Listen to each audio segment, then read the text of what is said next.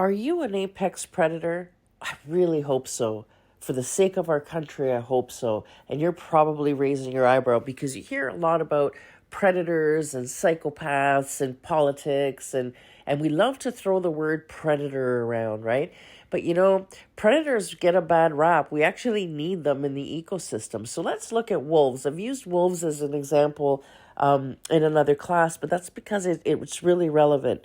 When you take wolves out of an ecosystem, what happens is the life forms that wolves will normally feed on end up invading or taking over the environment, which means then other life forms can't survive, under the tyranny, literally, of these animals that, wolves would normally feed on. So what happens is we see a deterioration, a spiraling one, that keeps growing in an ecosystem. And as soon as they bring wolves back into the environment, all of a sudden, everything is restored and life is restored because they keep those populations in check, which means every other population that is affected by the overgrowth of one specific species can now return safely and everybody thrives.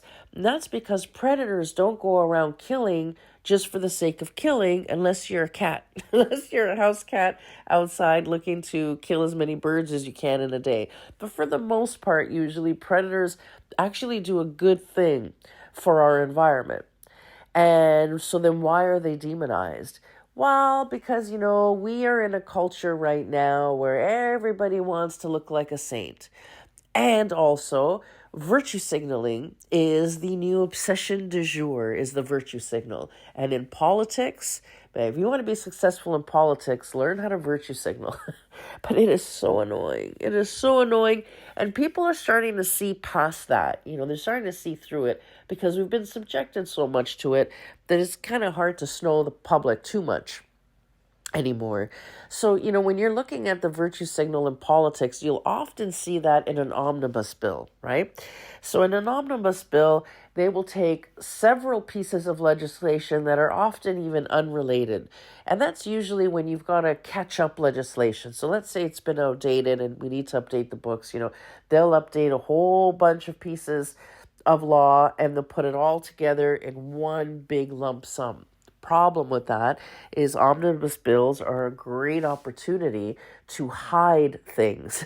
So if you're going to push a piece of legislation that is not going to be very popular, especially with your opposition, you will stick it in the middle of an omnibus bill, give the press talking points on every other thing in your bill that maybe is positive, and just kind of leave out the negative part and hope nobody reads it and nobody notices it. And you'll often see that reflected in the title of the bill. So they will always make the title of the bill usually the opposite of what it's actually going to do. So for example, if they're going to, reduce sentences to crime, let's say, and they're going to let all these criminals out of jail and, do the bail system so more people get bail or whatever, they'll call it the public safety bill, even though the public is less safe after this bill has passed, right? So behind the virtue lies the sin. I want you to memorize that line, tattoo it on your forehead if you have to.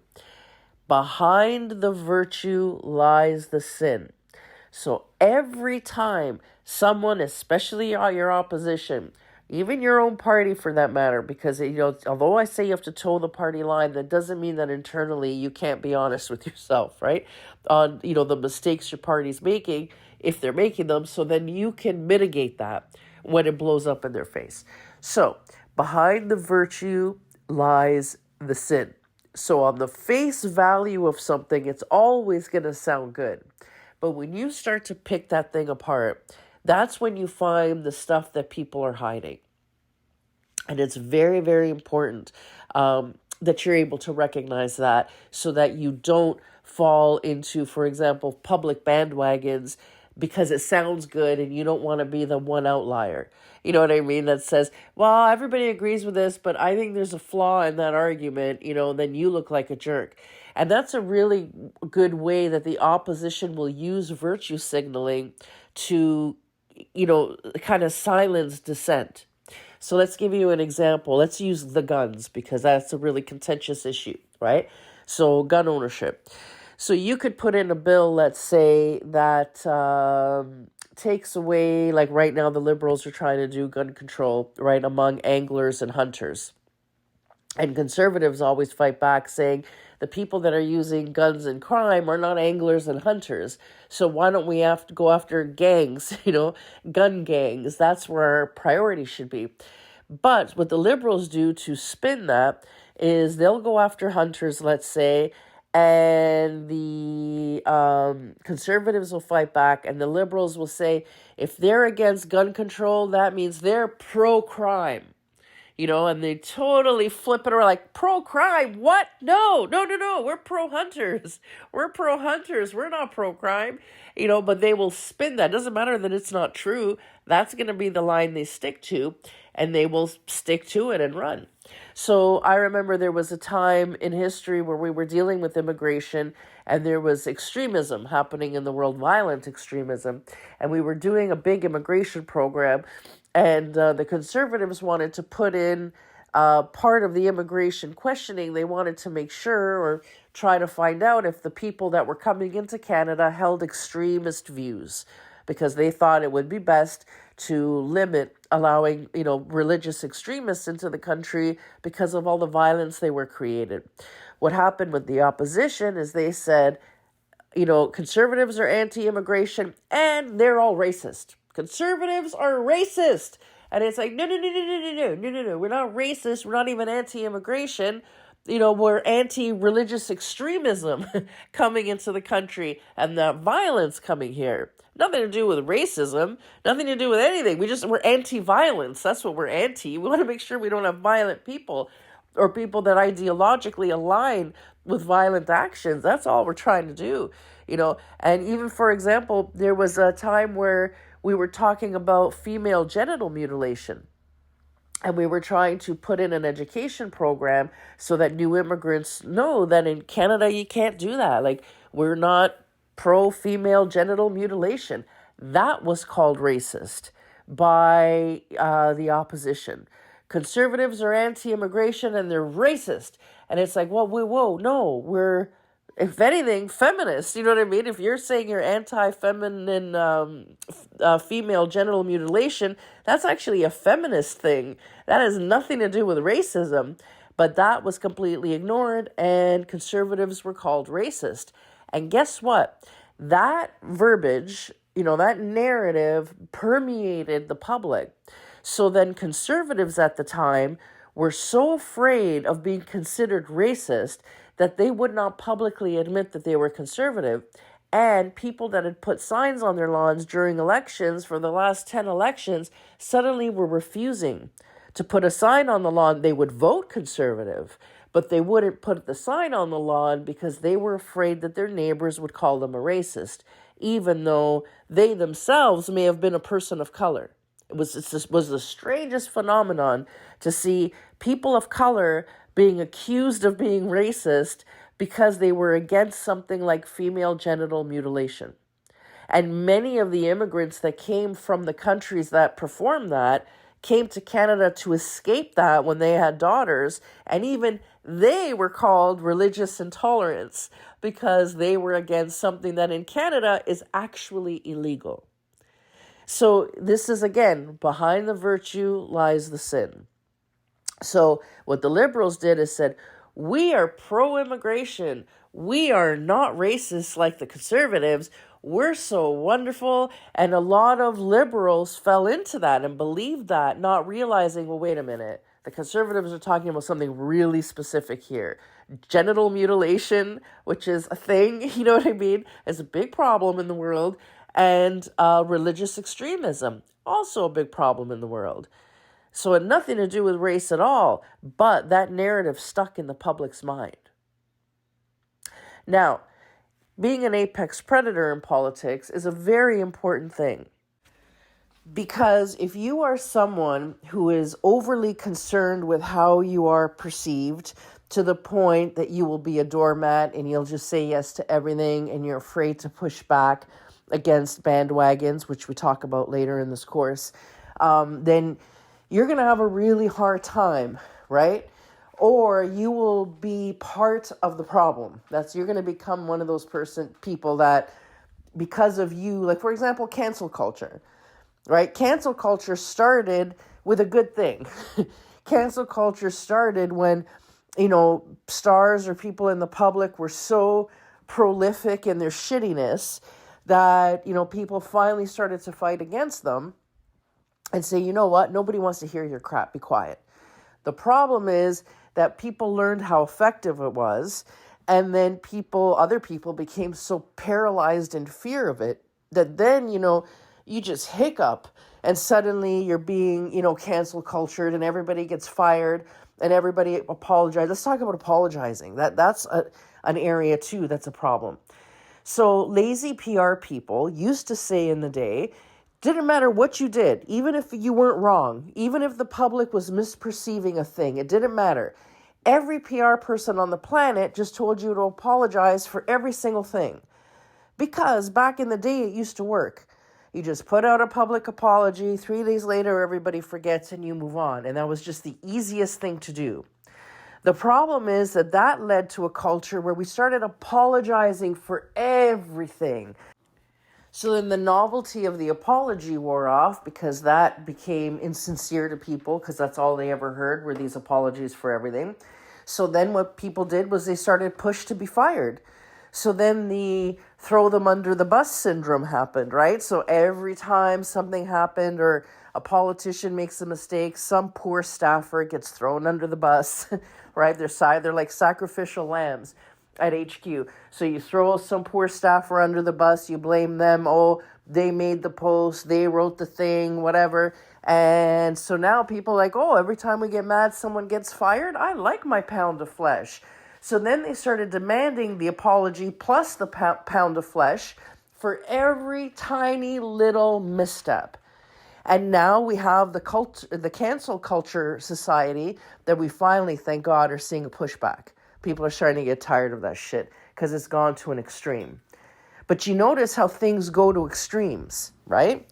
Those extremes happen when people are not apex predators. When we have a bunch of yes men, right, or yes women or whatever, that just go with the flow. You go with the bandwagon, you do what everybody else tells you to do, you're a big follower, and you're scared, right? So you're part of the pack that's the first that's, left to die when the rest of the pack runs away, right? So that means you're a very weak person if you can't fight back. An apex predator wants to fight back. Their DNA pushes you to fight back against things like that. And if we had more of that, then we would be in a better situation that these things would not be allowed to be taken to the extreme. But again, our society has demonized the whole concept of a predator. That's like, toxic masculinity. I hate that term so much, toxic masculinity. Everybody hates toxic masculinity till you get invaded by Russia, fight back, and then they put you on the cover of Time magazine, right? So if we all walk around saintly all the time to the point of being doormats and apologize for everything, even when we're not wrong, and sacrifice the best of us just to prove a point, and all this other stuff, that's when we allow for the bullies and the tyrants of the world to come and take advantage of us like China's been doing to our democracy through the interference scandal.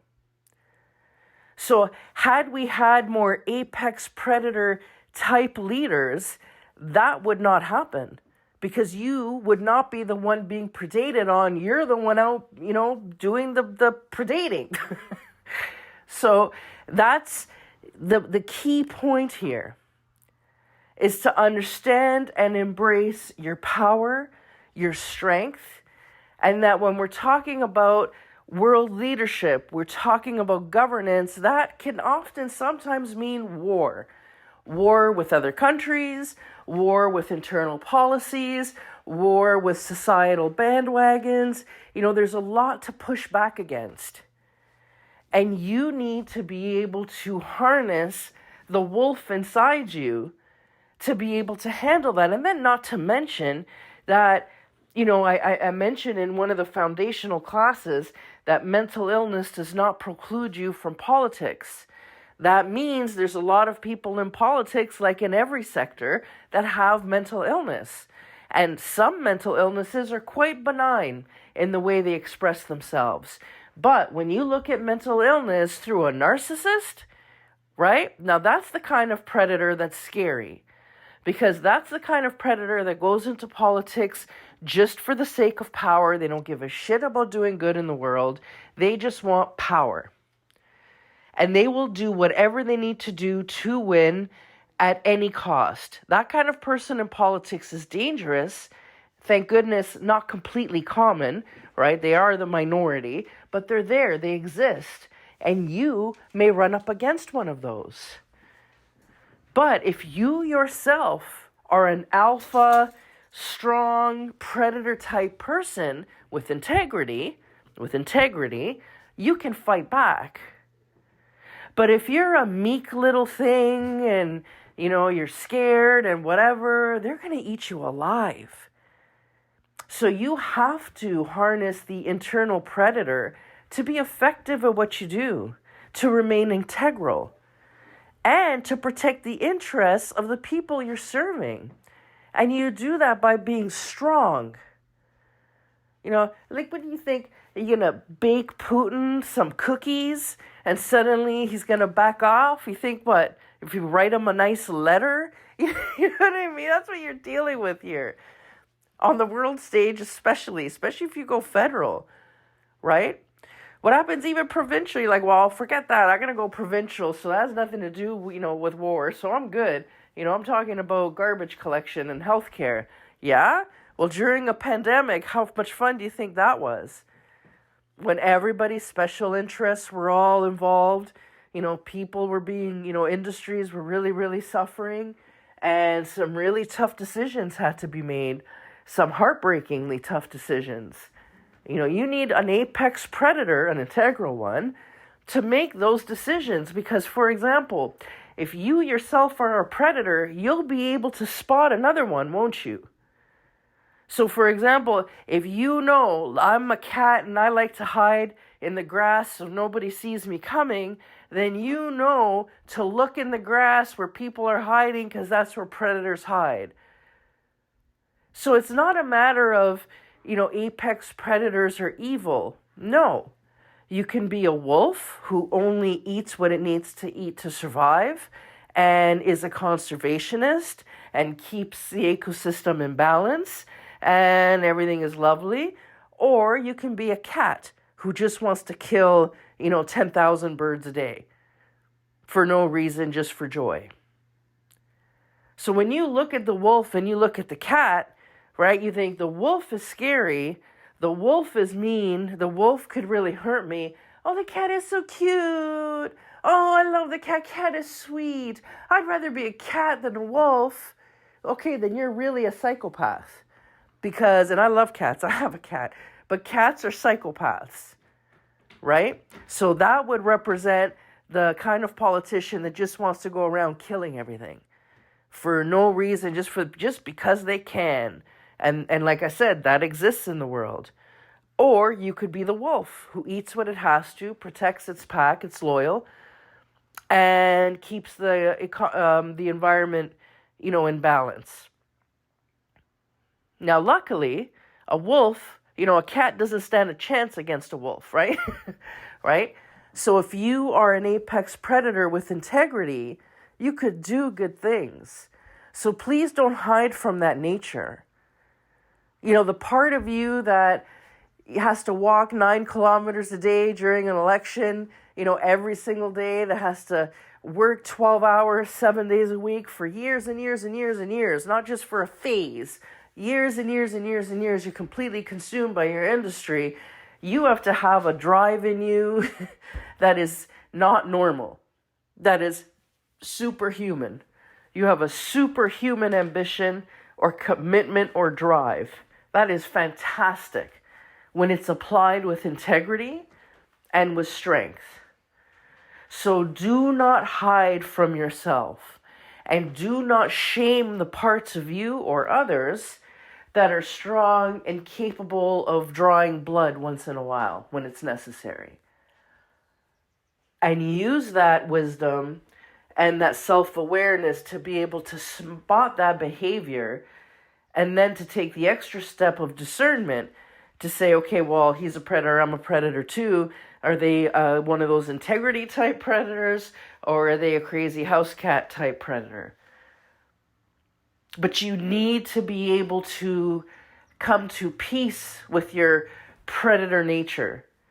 And Jordan Peterson has a wonderful talk about this. Maybe I'll see if I can find it and put it in the course here for you to watch. That he talks about what's really a good man. Is a good man someone who is incapable of doing harm? Or is a good man someone who is very capable of doing harm and aware of it, but chooses not to? Because if you're just weak-willed and you don't do the hard thing, that doesn't make you integral. That meant you were too weak to do the thing. But if you had the strength, maybe you would have done it. With someone who has the strength to do it and chooses not to, we know they're integral because they had the option and didn't go with it. So keep that in mind. Actually, if you want to be successful, I highly suggest Jordan Peterson. Listen to all of his stuff, read his stuff. His books, 12 Rules for Life, and the book that came after that has done phenomenal things for people.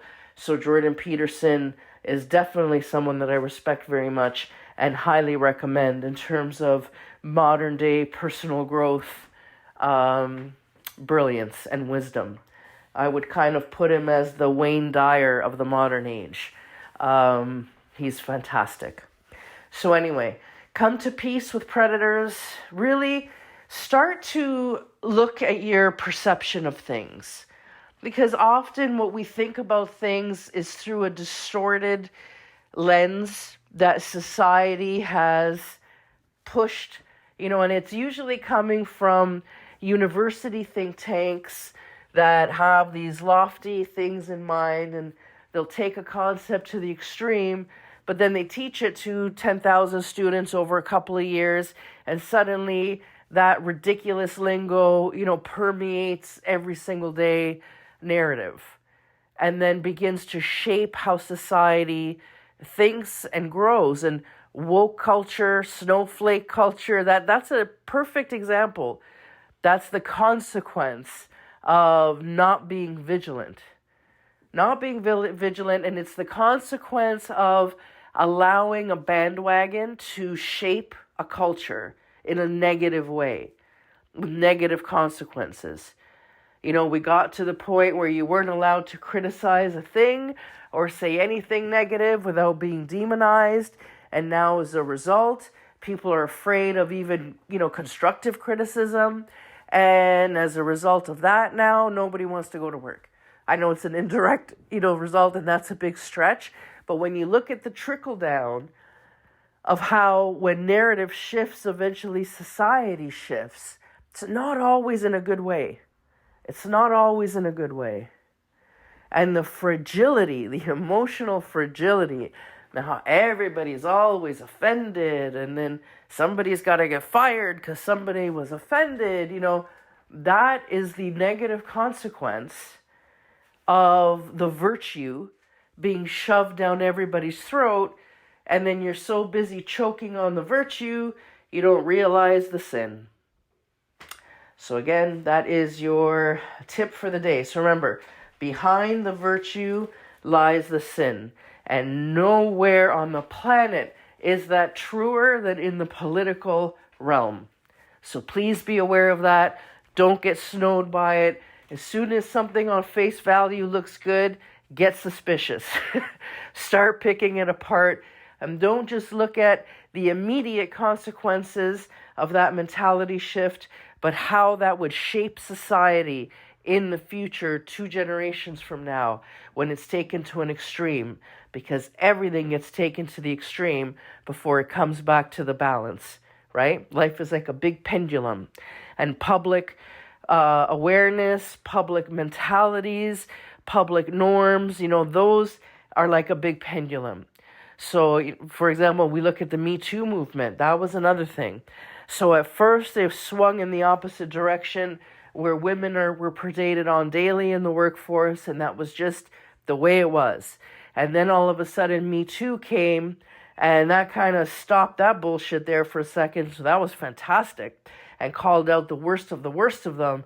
That was even better. When Weinstein got arrested, that was like a change in the universe, But then all of a sudden, the Me Too movement kept swinging, like it didn't stop. And then it became insane, where then it's toxic masculinity, and Gillette's making commercials about, men being terrible, and then, all this bullshit started. So then we started to try and demasculate men, and that had disastrous consequences on the family unit, on the household, on women, most especially, because now women had to be men and women, right? Because men weren't doing men things anymore. So all of a sudden the pressure's on women to be everything. So it wasn't enough to be a woman anymore. So it had deadly consequences. And then men became so afraid of women, right? That then it got to the point that women weren't getting jobs because men were afraid to be alone with them in the boardroom. So women weren't getting opportunities even when they had the job because they were radioactive and they couldn't be trusted. Because as soon as, you may have interjected and now you're accused of being a mansplainer and then you're fired. So it wasn't just about sexual advances. Then it got to the point that the way you sit is abusive, the way you speak is abusive, stop mansplaining even when they weren't mansplaining. Maybe they had a really valid thing, to share. But as soon as a man opens his mouth now, we can accuse him of mansplaining. And it got so bad that women started to suffer under that. Because of some women being so extreme, it painted all of us as radioactive and dangerous. So now men in the workforce were afraid to have us around, and that hurt. Now, thankfully, women started to push back and say, look, I want a guy to open the door for me. It is not, demeaning to me if a guy opens the door. Like, chivalry is still a good thing, and I realize that when I act like these, crazy extremist feminists that get offended at every little thing, men are going to not want to do those chivalrous things that turn me on, so that sucks. And it turns out that guys that are not masculine aren't sexy. So to a woman, so we say that's what we want from them, and then we punish them when they do exactly what we say we want. All that distorted thinking started with something very virtuous. So always remember, what seems like a virtuous thing at the time, that may even be good and necessary. Me Too movement was necessary to stop what was happening. The problem is, because we don't have enough apex predators in the system willing to say, listen, sexual predation in the workplace, not cool. But some of this other stuff you guys are talking about is stupid. Toxic masculinity, stupid. If we didn't have toxic masculinity, we would not have the advancements we have in society. As a matter of fact, we wouldn't even be as safe as we are. Toxic masculinity is what has given us military, right? The military protections. What would Ukraine have done had they not had a military to fight back, and that they did not have the support of other militaries in the world that use their quote-unquote toxic masculinity to be inspired to stand up and support somebody that's under attack, that's weaker than them? United States and Canada could have said, wow, that sucks for you, Ukraine. Gee, hope it works out for you. See you later. But instead, we sent military equipment, we sent expertise, we allowed some of the refugees to come here. That's toxic masculinity that did all that. Thank God for it.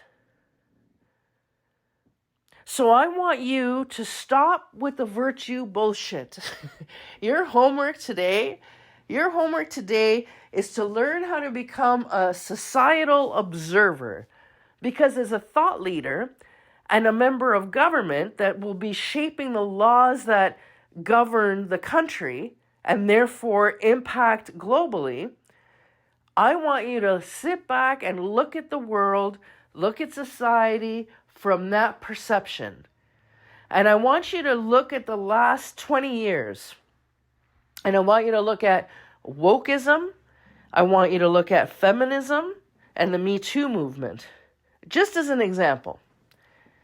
And I want you to look at how those movements started beautifully and how necessary and welcome they were at the time. And then I want you to look at what that turned into 20 years later. And how, 10, well, Me Too wasn't that long, but however long it was. I want you to look at even the fact that Me Too wasn't that long ago, and it caused this much wonderfulness, because now women are no longer really worried like we used to be, going into a work environment. Not that things don't still happen, but not to the degree that it was. Okay, so started and did a good thing. But look at what that virtue turned into when people started to co-opt those narratives and co-opt the message and then distort it into something else. And how that had a real influence on how people think and how they operate through the world. Very, very important to look at that. So that the next time, because there's always going to be the next thing. There's always going to be the next movement. When it starts to happen and it starts to look good and you're celebrating it at first, which maybe you should, right? But always be vigilant. Always be vigilant and look for the distorted thinking that will then permeate that movement, try and claim that as their own, twist it and unleash it onto society. Be watchful of it. And you have to be apex predator strong enough to resist it when it comes. Because in the beginning, you will take heat for it. I'll give you an example with Me Too and the whole toxic masculinity thing. So when Me Too first happened, I was for it because I'm someone that had been predated on sexually in the workplace. So I had my own Me Too experiences, and it was so affirming, to see people get blown out of the water. And even though I didn't, so I didn't have my public Me Too moment, I kind of kept it to myself for the most part. I still felt good to see it happen, and it was refreshing to see that change. But then I started to see how, it got a little bit too much. And then how men started to be demonized. And it was like, look, I thought we were going after, predator, like sexual predators. I thought we were going after, really horrible, evil men. I didn't know we were now going to go after men. That wasn't my deal. I never signed up for that part. I think men are fantastic. But it became really cool in media, in film. They became really cool to disparage men. So, in every single plot line, there was these, awful men, and men are evil, and like the Gillette commercial, like I mentioned, we could do better, whatever it was that they said. I hated that frigging commercial. It just was cool to shit on men as part of your brand. And Black Ram Media Group, which is a woman-owned business, so it's owned by two women, Black Ram Media Group said, no, we won't take any gigs that are asking us to put anti-male messaging in their plot lines. Whether it's TV, film, whatever it is, an advertisement, a commercial a company wants to do, we are not going to take on the job if it means we need to disparage men to get it. We took a hit for that at a time where every brand was calling media companies saying, I want to do a commercial that talks about men being shitty or that makes fun of stupid men and the woman saves the day or whatever. Nope, not interested. It's hard to say no to business, especially when you need business. Nope, not interested. We said no. But now on the flip side of that, where people are now in a bit more of a balanced place and we realize that maybe we pushed it a bit too far, and if we hate everybody who's a toxic masculinity person, then where are the firemen that are going to take us out of burning buildings? Where are the cops that are going to fight against criminals and protect us from them? You know what I mean? We realize, no, wait a minute. We kind of like those toxic guys. We need them. You know, it really bothers me. I can't tell you how much that bugs me that women claim they hate toxic masculinity, but then sexually objectify guys like Jason Momoa. Right? So you should be then, why aren't you sexualizing, Mark Zuckerberg? You never see him in sexy memes. Why not? Why not? Why is it Momoa? Right? Why are the Jason Statham movies also popular? Forget among men, among women. How many times my fiance will say he'll want to watch some action movie or whatever that normally I wouldn't be into, and the selling point will be it's starring that actor you like. Mark Wahlberg's in it or Jason Statham's in it, and then he knows, okay, I'll watch it. But we hate toxic masculinity. No, we don't. We love it. So when we got the other side of that, and now media's realizing that it's not so cool to hate on men. That's not cool at all. The ones that were involved in that behavior now look like idiots. And Black Ram looks like, wow, they really saw the social distortion for what it is. They were wise enough to rise above it. And none of the companies, none of the brands that trust themselves with the guidance of Black Ram fell into that bullshit. Black Ram protected the brands that they consult for from falling into that stupidity and making the Gillette mistake. So I need you to be strong, and I need you to be willing to look behind the virtue for that sin and call it out when you discover it and not fall for it. Because it is very hard in the moment where everybody's saying, all men are shit, and everybody's believing it, and you're the one person saying, no, that's wrong. I don't do that. That is a very hard place to be, especially when money and career is on the line. But you will be thankful to yourself for it later. When finally, because eventually everything comes out, everything comes around, the pendulum starts to swing the other way. Eventually people push back, and the more people that do it, then other people are braver still, right? So then they'll come forward, and now you know things are better. You'll start to reclaim the strength, behind the strength. But you need to remain in your alpha predator mode in order to survive all of that. So don't demonize it within, and don't demonize it when you see in other people. We're all predators. The entire planet sustains itself on predation. We all kill or consume something in order to survive. Remember that. So instead of demonizing it, you don't demonize it, you recognize it, you respect it, and you respect it with the discernment. The only thing you need to discern is this predator a beneficial predator or a psychotic one? That is the only thing you need to discern. You don't need to judge whether it's good or bad that someone's a predator. All you need to know, are they a beneficial predator to me, or are they just a psychopath? Very important distinction to make. Have a great day.